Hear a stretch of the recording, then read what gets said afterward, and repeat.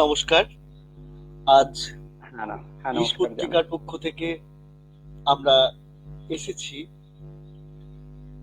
বারবার আমরা একটা কথা বলে এসেছি যে বাংলাতে সিরিয়াস কাজ হচ্ছে,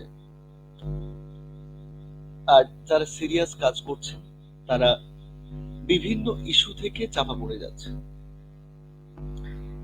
আপনারা নিশ্চয়ই জানেন যে বিশ পত্রিকার পরিকল্পনা বাস্তবায়ন এগুলো সব এরকমই একটি ভাবনা চিন্তা থেকে বাংলা কবিতার যে সিন্ডিকেট চক্র চলছে সেখান থেকে বিশুদ্ধ কবিতাকে মুক্ত করার উদ্দেশ্যে বিশ পত্রিকা, এবং সেটাকে আরো দীর্ঘ এবং ব্যাপক আকার দেওয়ার জন্য আমরা জেলা ভিত্তিক কবিতা সংকলনের কাজকর্মে হাত দিয়েছি।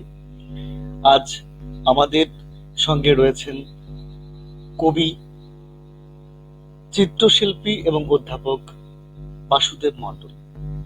বাসুদেব মণ্ডলকে ভিশ পত্রিকার পক্ষ থেকে স্বাগতম, অনেক ভালোবাসা। আমরা প্রথমে শুনে নেব বাসুদেব মণ্ডলের কিছু কবিতা, তারপরে তার সঙ্গে কথাতে যাব। এখন এই মুহূর্তে বাসুদেব মণ্ডলকে অনুরোধ করছি তার কিছু কবিতা শোনাবার জন্য। আপনারা সঙ্গে থাকুন, কথা দিচ্ছি ভালো লাগবে, কারণ আমরা বিশুদ্ধ বাংলা কবিতার চর্চা করি।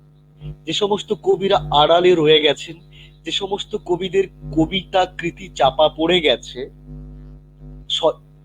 তৈলমর্দন না করতে পারার কারণে, বিখ্যাত কবিদের পিছনে পিছনে না ঘুরতে পারার কারণে, সে সমস্ত সাধক কবিদের আমরা একে একে আনবার চেষ্টা করছি ভিশ পত্রিকার এই পেজে।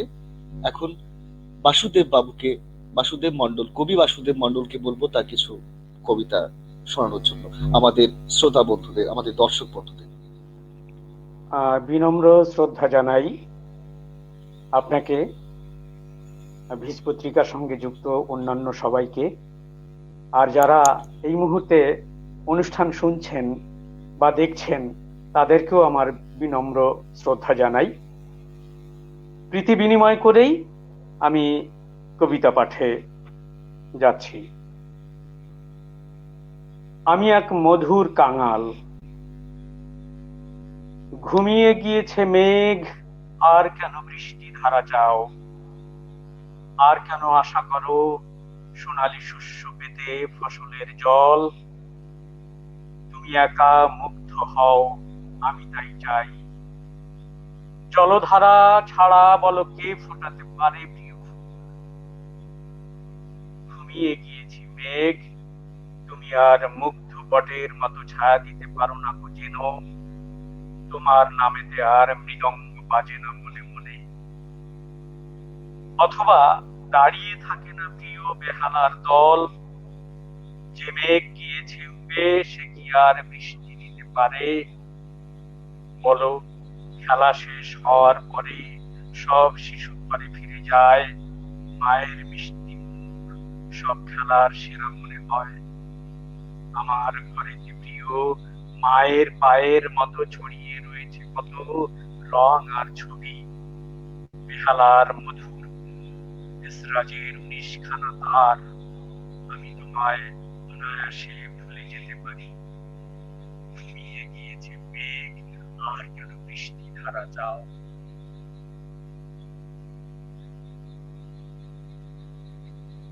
আমার পরের কবিতা, শিল্পী ও চৈতন্য বাহার। কবিতা শিল্পী ও চৈতন্য বাহার। শিল্পীর সমস্ত শরীরে চোখ থাকে, হাতে থাকে চৈতন্য বাহার। মায়া কাঠি বুলিয়ে বুলিয়ে জড় পদার্থের মধ্যে প্রাণ ঢেলে দেয়। চাঁদের মিহিন ধৈতব গেয়ে গেয়ে আকাশ বিলাস করে এক অমর। যে বোঝে সে পুজো করে তাকে, সে এক নির্যাস যেন আর মায়ের আচরণে রাখা। শিল্পীর সমস্ত মনে প্রেম থাকে, চেতনার আগুন জেলে জেলে আলো দেয়, তাপ দেয়, প্রলেপ মাখিয়ে দেয় চেতনার মধ্যে।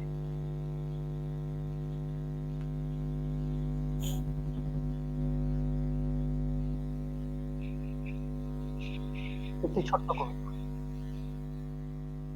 ভালোবাসলে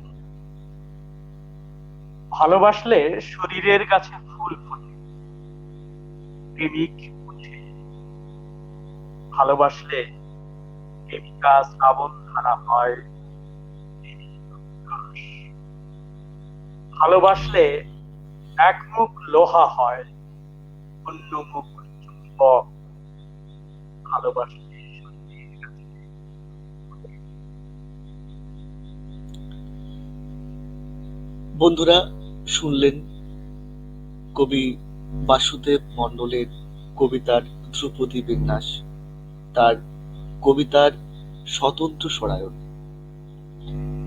বারবার আমরা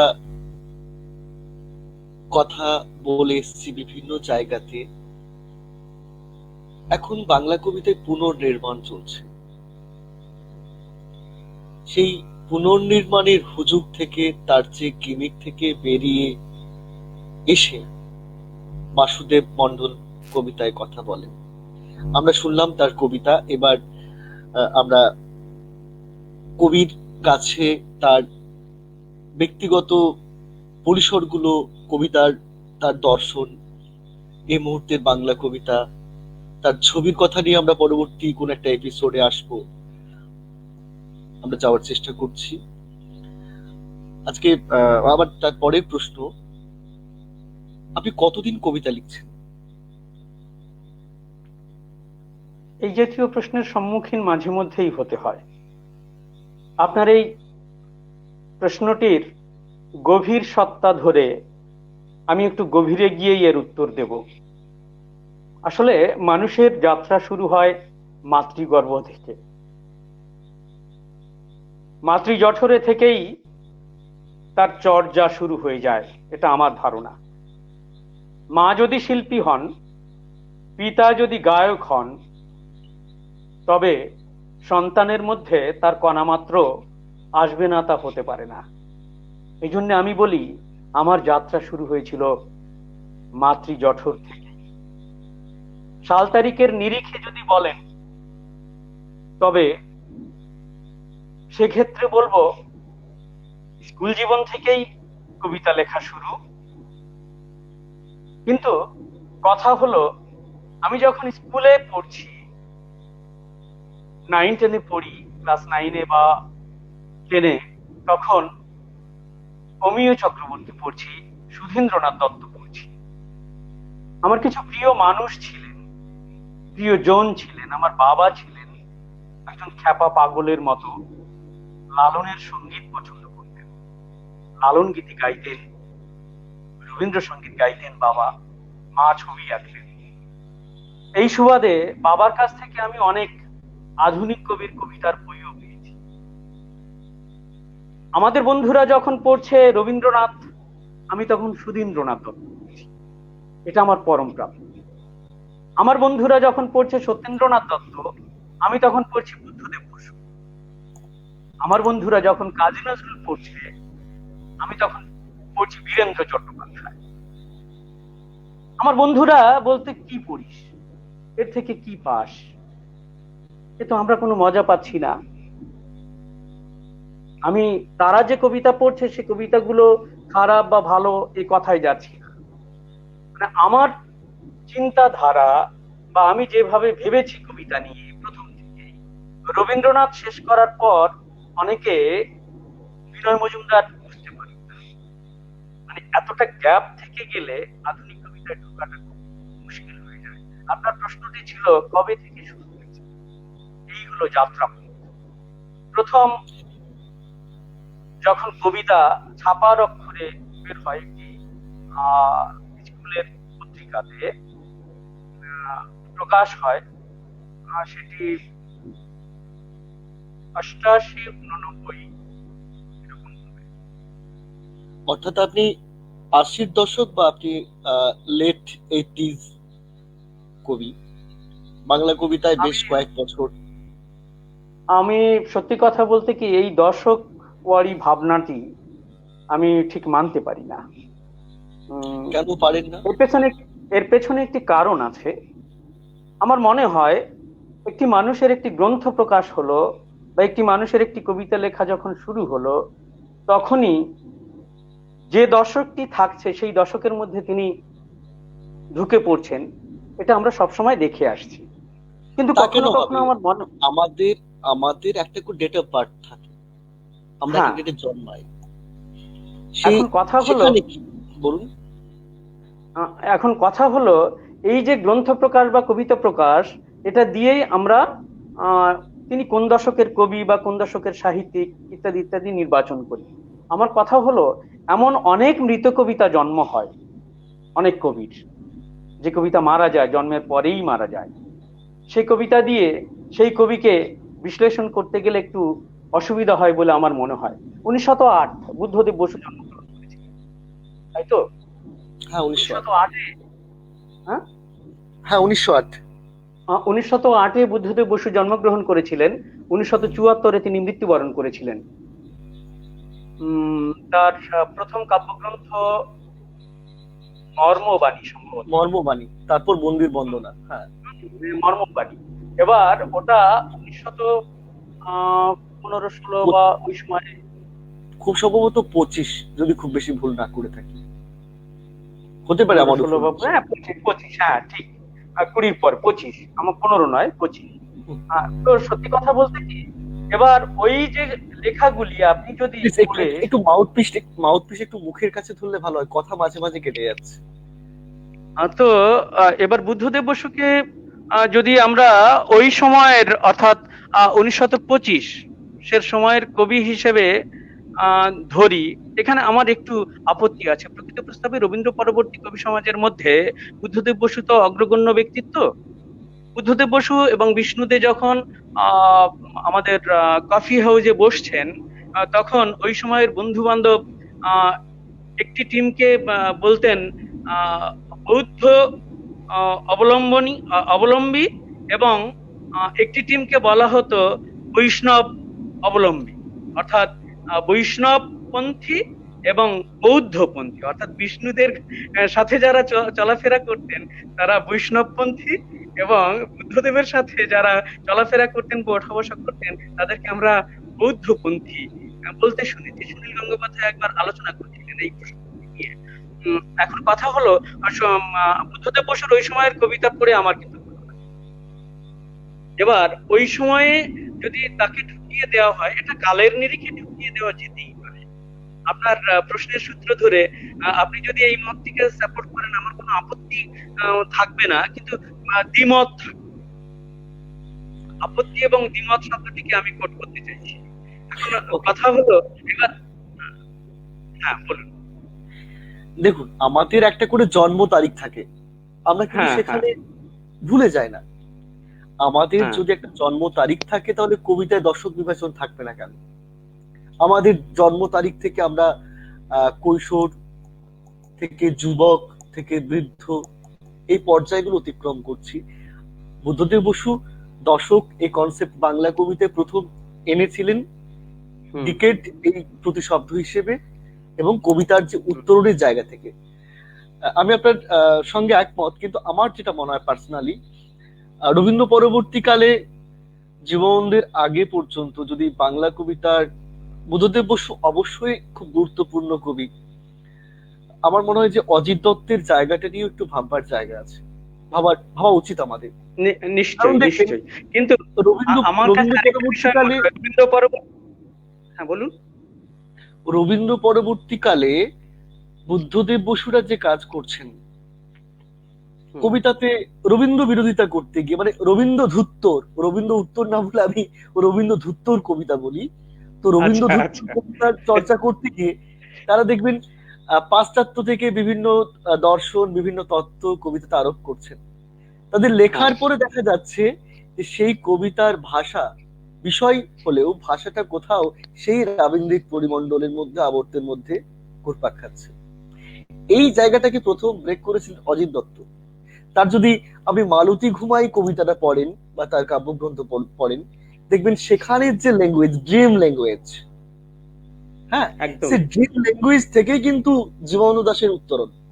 জীবনানন্দ এবং এবং একটুখানি বলবো আমি, বুদ্ধদেব বসুর প্রথম দিকের লেখায় ছিনু, গেনু এই জাতীয় শব্দ কিন্তু প্রচুর আছে। হ্যাঁ আছে। এটা কিন্তু আমি খুব লক্ষ্য করেছি। অথচ বুদ্ধদেব বসুকে আমরা বলছি রবীন্দ্র পরবর্তী একদমই অগ্রগণ্য ব্যক্তিত্ব। এ ব্যাপারে আপনার সাথে আমি একমত, আপনি যে কথাটি বললেন। এবং দেখুন সে সময়ে সবাই কিন্তু ভাবছেন ভাষা, কবিতার ভাষা নিয়ে। একদম। নিশিকান্তের মতো করে চেষ্টা করছেন, কিন্তু শেষমেশ কবিতা লেখা ছেড়ে দিয়ে চলে গেলেন। তো আমাদের প্রেক্ষিতে আজকে একটাই প্রশ্ন, এই এত এত বছর আপনি কবিতাতে রয়েছেন, 8-এর দশক খুব কম সময় নয়, অনেকটাই সময়। এত বছর কবিতা লিখছেন, নিবিষ্ট থেকেছেন, কবিতা নিয়ে বিভিন্ন ভাবনা চিন্তা করেছেন, প্রতিটি কবিতাতে নতুন ভাবে নতুন কিছু দেওয়ার চেষ্টা করেছেন। তো আপনার কোথাও মনে হয় না যে আপনি বঞ্চিত বা কখনো কোনো হতাশা এসে আপনার গ্রাস করে না? আসলে একটা বিষয় খুব মনে হয়, বিষয়টি হলো বঞ্চিত বা হতাশাগ্রস্ত হওয়ার কোনো প্রশ্নই ওঠে না একজন কবি বা সাহিত্যিকের। তার কারণ একটি ফুল গাছ যখন আস্তে আস্তে বড় হয়ে ওঠে, ফুল ফুটলে সেই ফুলে যদি সত্যিকার অর্থে মধু থাকে, মোর সেখানে যাবে, মৌমাছি সেখানে যাবে, প্রজাপতি সেই ফুলে গিয়ে বসে। হতাশাগ্রস্ত হওয়ার, সত্যি কথা বলতে কি, আমি একটু অন্য ধরনের। আমি নিজেকে লুকিয়ে রেখে কাজ করতে পছন্দ করি, নিজেকে অত প্রচারমুখী জীবনযাপন আমার ঠিক আছে। এটা আমার ব্যক্তিগত উপলব্ধি। শুধু বলবো না, বাবা বলতেন মুখ লুকানোই বিশ্ব শঙ্খের মতো হেঁটে চলে যাই নদীর নিচে। এটা আমার কবিতার একটি লাইন। আচ্ছা, আমরা সাউন্ড স্পষ্ট হচ্ছে না, প্লিজ একটু মাউথ পিসটা মুখের কাছে এনে বলুন। হ্যাঁ, আমাদের মানে হ্যাঁ, শুনতে পাচ্ছেন কি? হ্যাঁ, এবার অসুবিধা নেই, এবার সব ঠিক আছে, বলুন। হ্যাঁ, এভাবে।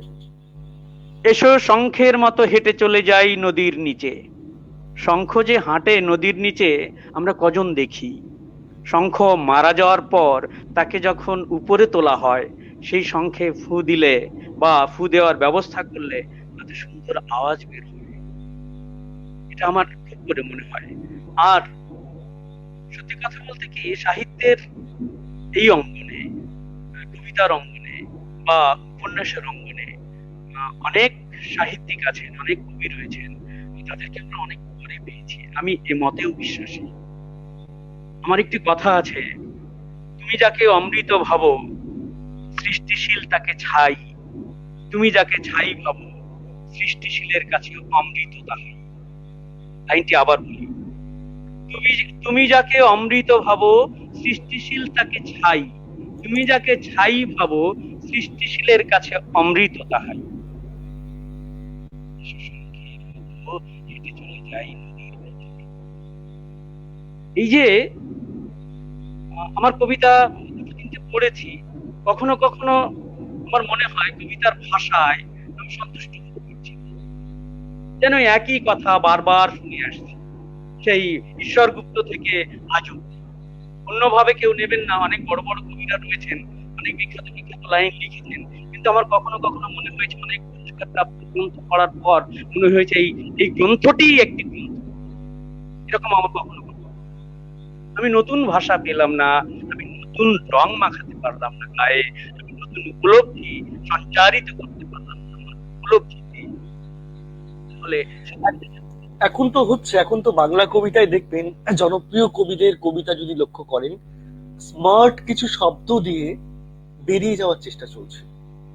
কবিতাতে কিছু আমার কাছে কিছু নেই, এবং পোয়েটিক হ্যাংওভার।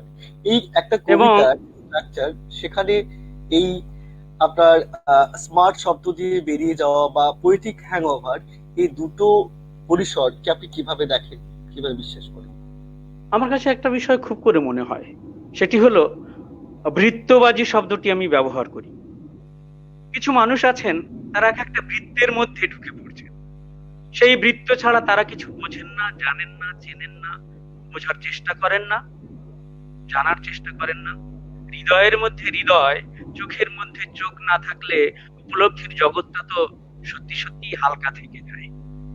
এবার যারা বৃত্তবাজি করছেন, আমি দলবাজি বলছি না, একটা বৃত্তের মধ্যে থেকে তারাই তাদেরকে পুরস্কার দিচ্ছেন, তারাই তাদের পিঠ চাপড়ে দিচ্ছেন। পিঠ চাপড়ে দেওয়া শব্দটা খুব ব্যবহার করা হয়। এই বৃত্তবাজিটাকে আমি পছন্দ করি না বলেই ইদানিং আমি কোনো সভা সেমিনারে যেতে চাই না, যাই না, ইচ্ছাকৃত ভাবেই বলা যায়। এবং সেখানে গিয়ে দেখা গেল 3 ঘন্টা সময় নষ্ট করলাম একটি কবিতা পাঠের আসরে গিয়ে বা একটি কবিতা বাসরে গিয়ে, সেখানে গিয়ে একটি ভালো কবিতা।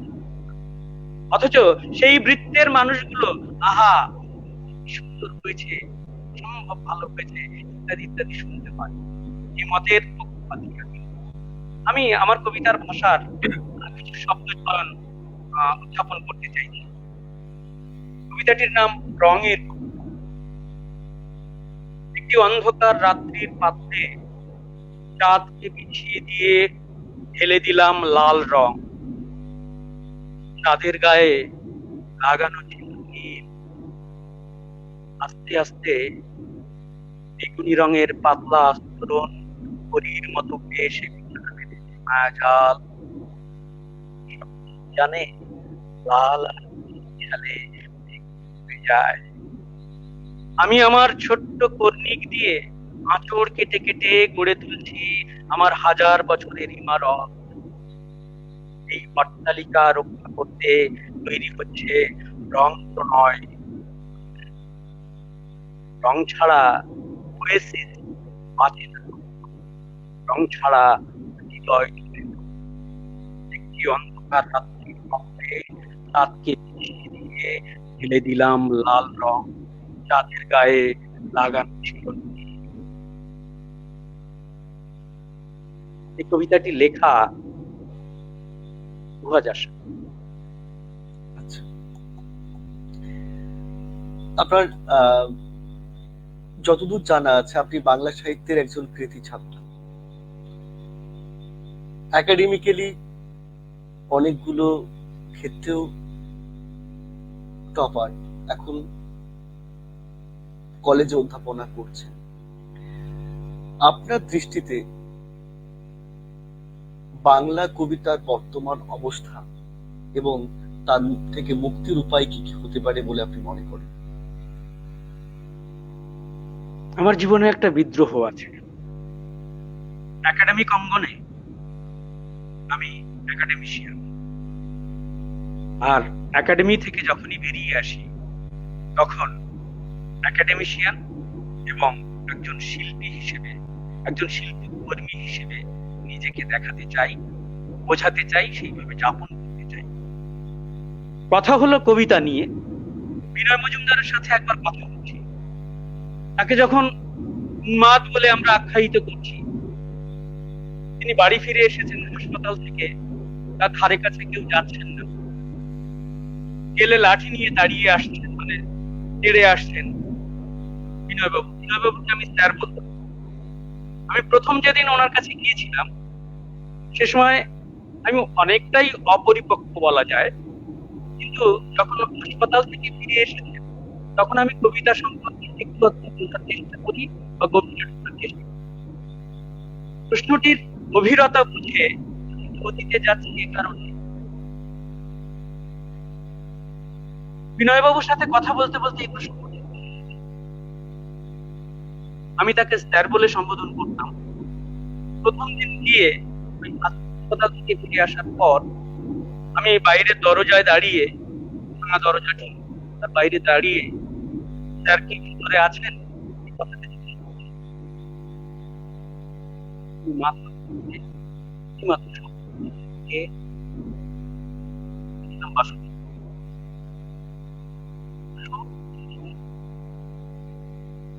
তো আস্তে আস্তে হেঁটে এলেন, লাঠিটা হাতে নিল, আপনার কাছে শরীরটাও খুব একটা ভালো ছিল না। বাইরে বেরিয়ে এসে ভাঙা সিঁড়িটি বললেন বসুন। ওনাকে বললাম যে মুখের দিকে তাকিয়ে ওনাকে যখন বসিয়ে দিলাম, ওই সিঁড়ির ধাপেই মানে উপরে বসলেন, আমি 2টো ধাপ নিচে বসেছি। বিনয়বাবু বলেছিলেন উপরে বসো, আমি আমি বলেছিলাম না, আমি নিজেই বসে আপনার কথা বলতে। তখন তিনি বলেছিলেন, তুমি অনেক কথা বলো, তুমি অনেক কথা লিখো। আমি জিজ্ঞেস করেছিলাম আধুনিক কবিতা কেমন। তিনি একটি জেনারেটরের উদাহরণ দিয়েছেন। অদ্ভুত লেগেছিল আপনার। বলছেন একটি জেনারেটর চলছে, তাতে যদি ফুয়েল না থাকে জেনারেটরটা কি হবে?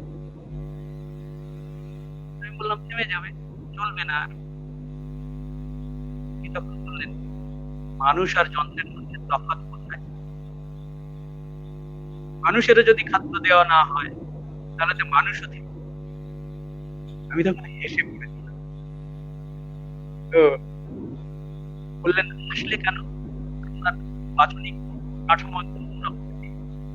বলেছিলেন, যন্ত্র আর মানুষ, মানুষের উপলব্ধি ক্ষমতা আর যন্ত্রের উপলব্ধি ক্ষমতা কি এক হয়?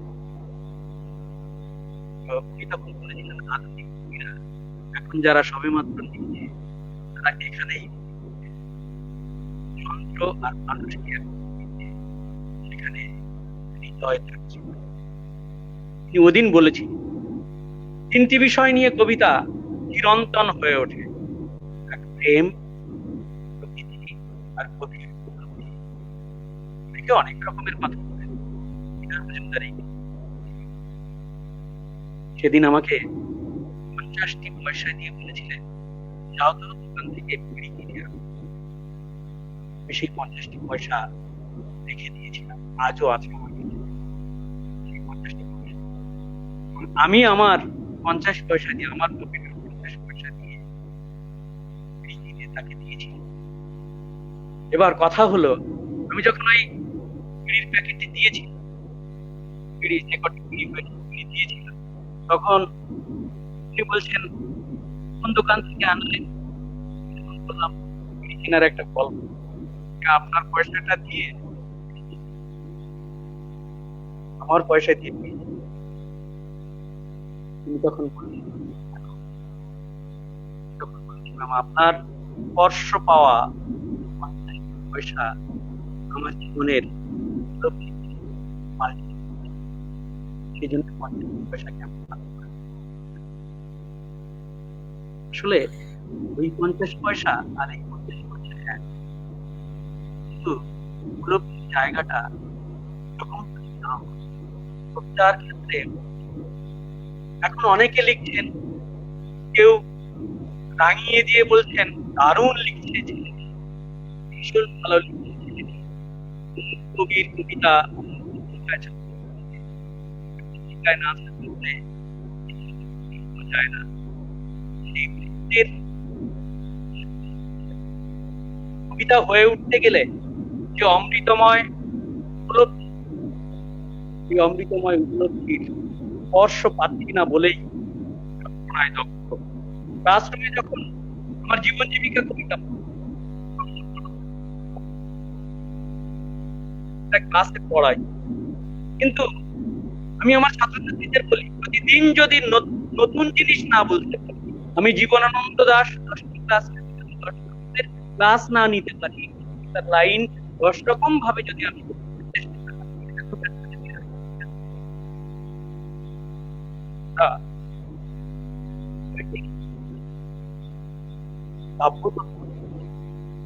কাব্যতত্ত্বের আধারটা জেনে নিই, যে হৃদয়টাকে রাঙিয়ে, তারপর যদি একটি ছিল লাইন আমার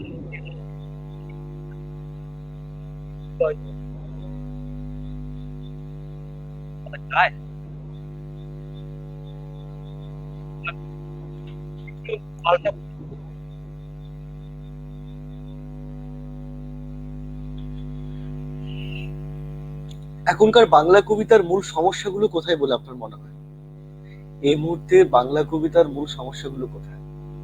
আমরা ইতালির ফোরেস্টের নাম শুনেছি। এই বিশ্বের প্রথম কবিতা তাত্ত্বিক হিসেবে তাকে অনেকে আখ্যায়িত করেছে, ফোরেস। তো আমরা একজন বিজ্ঞানী হতে চাই, যখন, তখন বিজ্ঞানের যাবতীয় তত্ত্ব ইত্যাদি ইত্যাদি যে প্রক্রিয়াগুলো আছে, সিদ্ধান্তে উপনীত হব যখন, তখন তাকে আমরা অনেক সময় কি বলছি, বিজ্ঞানী বলছি, তাই তো?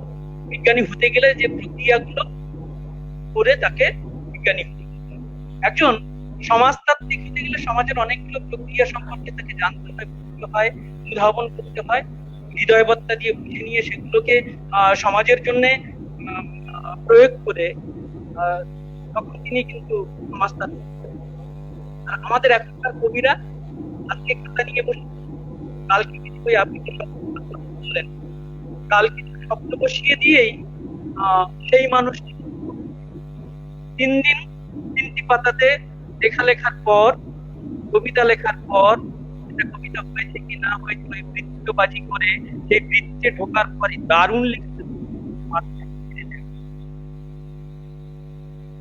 ওই ছেলেটি কবিতার হয়ে ওই ছেলেটি কবিতা ঈশ্বরগুপ্ত থেকে যদি বলি, আমি ধরে নিলাম জয় গোস্বামী বা মন্দাক্রান্ত সেন বা সুবোধ সরকার ইত্যাদি ইত্যাদি আরো যারা আছেন, তো সেই ধারাটা পড়ার কখনো চেষ্টা করেননি, জানার চেষ্টা করেননি, বোঝার চেষ্টা করেননি। তিনি এক রাতের মধ্যে কবি হয়ে গেলেন, তাকে পুরস্কার দেওয়া হলো। কবিতা হয়ে ওঠার জন্যে আমি লঙ্গিনুসের প্রসঙ্গ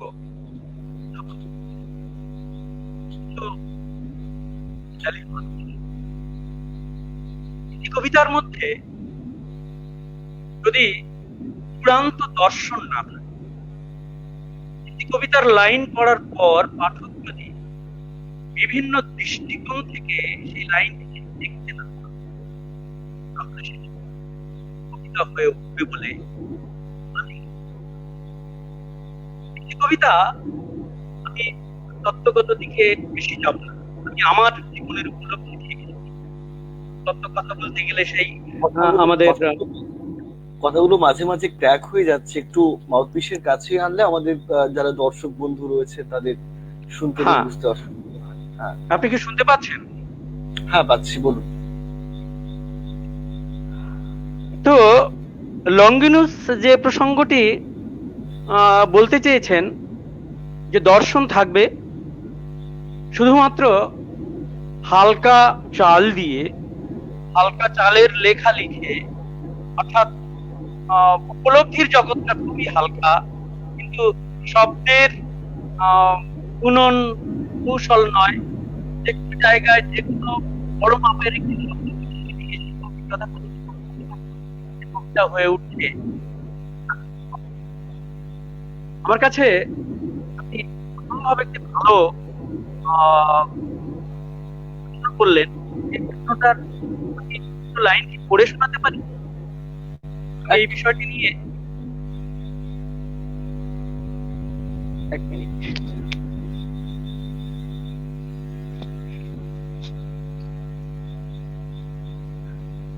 লঙ্গিনুসের এই প্রসঙ্গগুলো একটু টেনে আমি তারপর আমার কথাগুলো বলবো, কোট করছি আমি। মহৎ ধারণা সৃষ্টির সামর্থ্য থাকতে হবে, শক্তিশালী উদ্দীপনা সৃষ্টির ক্ষমতা থাকতে হবে, বিবিধ অলঙ্কার সৃষ্টিতে কৃতিত্ব থাকতে হবে, মহান কাব্য ভাষা তথা বাক প্রতিমা তৈরি করার ক্ষমতা থাকতে হবে, থাকতে হবে সামগ্রিক ভাবোন্নয়নের দক্ষতা। এই 5টি প্রসঙ্গের কথা তিনি বলেছেন। আমি কিন্তু এই 5টি প্রসঙ্গের কথা বলবো না, এই 5টি প্রসঙ্গের কথা আমার মাথায় থাকবে। একটি কবিতা পড়ার পর মানুষের যদি বাকরুদ্ধ না হয়ে যায়, একটি কবিতা পড়ার পর মানুষ যদি উল্লসিত হয়ে না ওঠে, একটি কবিতা পড়ার পর মানুষ যদি রাঙিয়ে না ওঠে, একটি কবিতা পড়ার পর মানুষ যদি উদ্দীপ্ত হয়ে না ওঠে, একটি কবিতা পড়ার পর একটি শব্দ ভেবে, একটি শব্দকল্প চিন্তা করে যদি অজস্র কল্পনার ফুলঝুরি পাঠকের মনে না আসে, তাহলে সে কবিতা কেন কবিতা হয়ে উঠবে? প্রসঙ্গ বাক প্রতিমা। বাক প্রতিমা নিয়ে আমি একটু কথা বলবো। আমি কবিতার লাইনটিতে বলেছি এক জায়গায়, লাইনটা আরেকবার একটু শোনাই নাকি? হ্যাঁ। আপনি শুনতে পাচ্ছেন তো? হ্যাঁ, শুনতে পাচ্ছি, বলুন।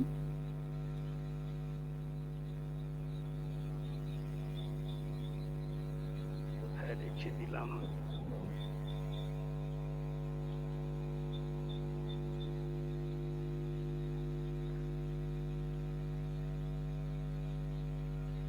একটি অন্ধকার রাত্রির পাত্রে চাঁদকে বিছিয়ে দিয়েছি। এখানে চাঁদ যদি বলি শরীর, আরেকটি পাত্র যদি বলি আরেকটি শরীর, এটা একটি ধারণা, একটি বোধ, একটি বোধের অনুকল্প বলতে পারেন। একটি অন্ধকার রাত্রির পাত্রে চাঁদকে বিছিয়ে দিয়ে ঢেলে দিলাম লাল রং, চাঁদের গায়ে লাগানো ছিল নীল। দুটো রং মিলেমিশে যখন বেগুনি হচ্ছে, যে মানুষটি কোনোদিন ছবি আঁকেননি, রঙের সাথে রং মেশাননি, তিনি কিন্তু এই লাইনটি উপলব্ধি করতে পারবেন বলে আমার একটা মনে হয় না। এই যে কবিতা হয়ে ওঠার যে জায়গাটি, আমি বলতে চাইছিলাম প্রসঙ্গ চিত্রকল্প, বৈদগ্ধ ভনীতির রূপায়ক বলি আমি কবিদের, তাকেই আমি কবি বলি। বৈদগ্ধ ভনীতি রূপায়ণের ক্ষমতা যার আছে, এটা তত্ত্বগত কথা হয়ে যাচ্ছে, এটাকে একটু ভেঙে চুলে বলি। লালন বলেছিলেন চাঁদের গায়ে চাঁদ লেগেছে, আমরা ভেবে এই লালনের এই লাইনটির মানে কি আজ আমরা খুঁজে পেয়েছি?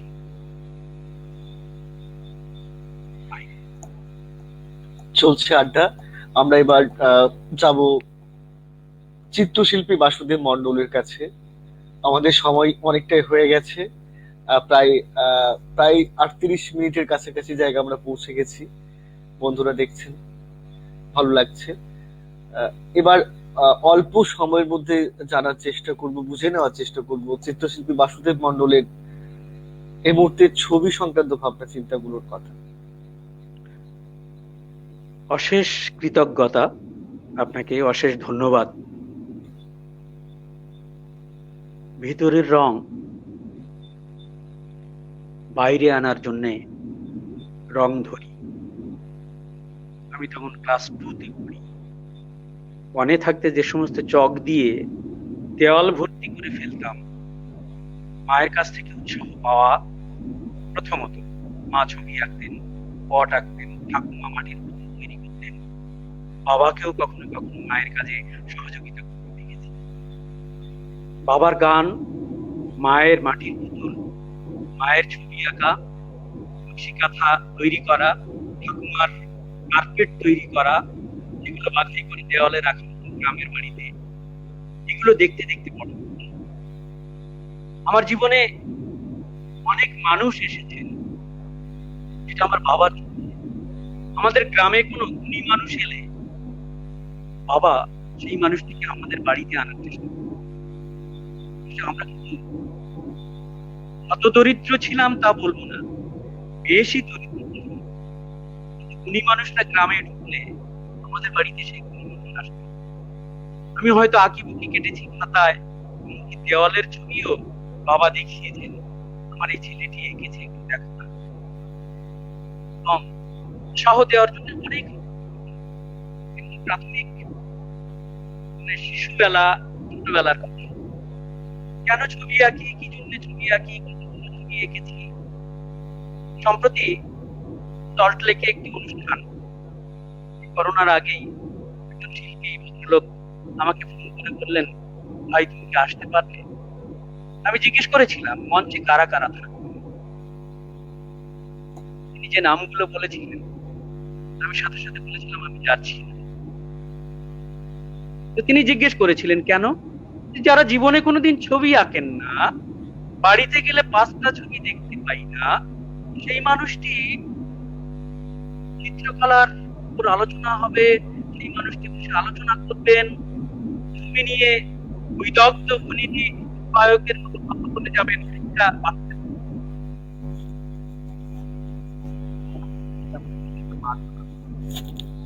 আমার অনুষ্ঠানে যাওয়ার দরকার নেই। ততক্ষণ বাড়িতে বসে একলা লিখলে বা ভাবলে বা ছবি আঁকলে তাতে আমার চাপটা। ছবি কতগুলো এঁকেছি, আমার বাড়িতে না এলে আমি কথা বলতে চাই না কাজের সাথে বিষয়টি। যদি মনে বলি আমার নিজস্ব শব্দে 2000 কাজ আছে, 2000 কাজ আছে, তার মধ্যে হয়তো আমি খুব দাবি করি, আমি ভীষণ ভাবে অনুভব করি, আমি সমস্ত পৃথিবীর চিত্রকলা দেখার চেষ্টা করছি।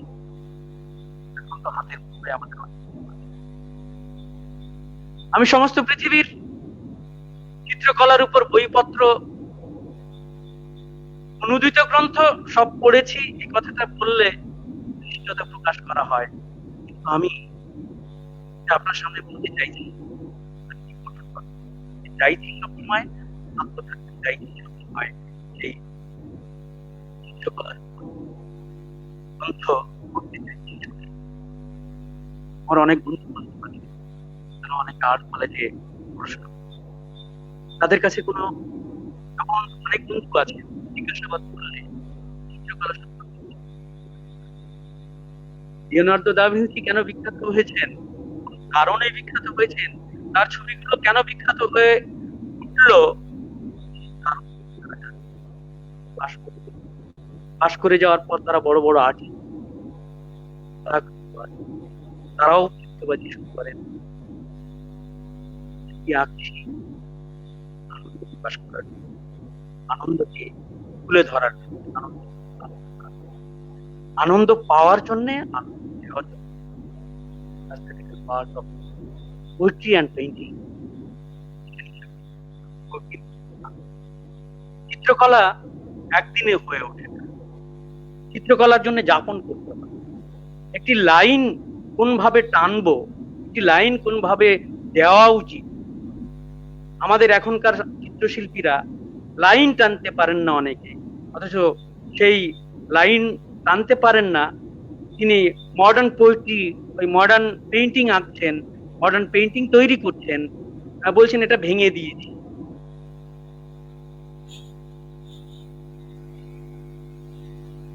নাম বললে অনেকে বুঝতে পারছে, বলা উচিত নয়, তারাও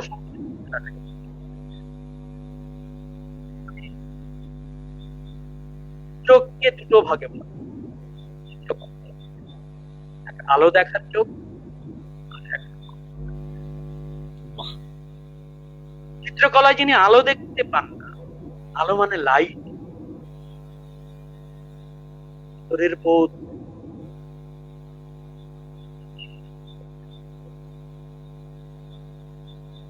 অন্ধকারের চোখ যার আছে,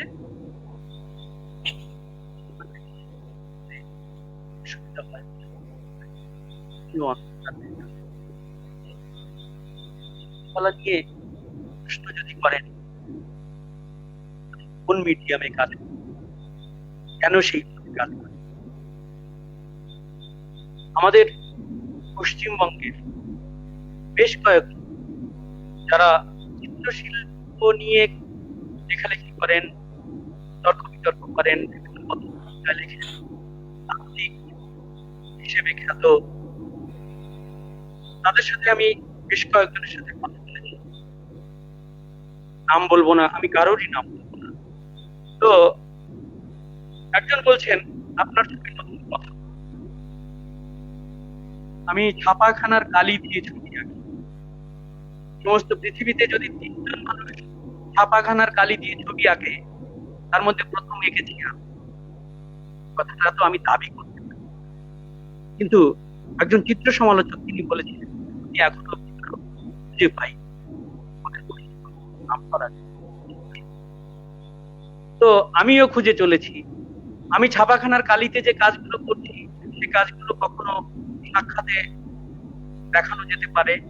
আমার বাড়িতে অনেক মানুষ আসেন, বাইরে থেকে অনেক গুণীজনরা ঢুকেন, কখনো কখনো আমি তাদের